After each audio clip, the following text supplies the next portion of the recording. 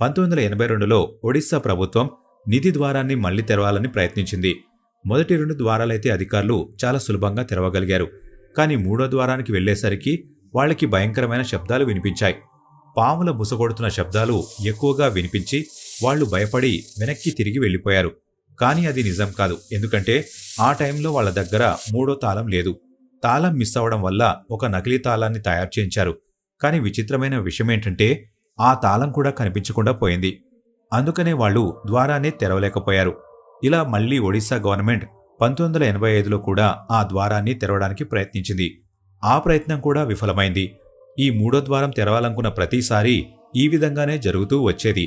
ఈ రత్నభండారాన్ని తెరిస్తే దేశానికి జరగరాని అనర్థం జరుగుతుందని, అలానే ప్రకృతిలో ఎన్నో వైపరీత్యాలు ప్రారంభమవుతాయని మందిరం పూజారులు హెచ్చరించారు.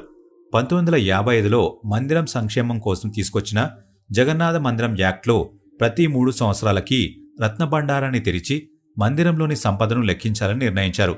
2018లో ఒడిశా గవర్నమెంట్ హైకోర్టు పర్మిషన్స్తో కొంతమంది ఆఫీసర్స్ సాయంతో మందిరంలోని రత్నభండారాన్ని తెరవడానికి మళ్లీ ప్రయత్నించింది. కానీ ఈసారి కూడా ఒడిశా గవర్నమెంట్కి నిరాశ మిగిలింది.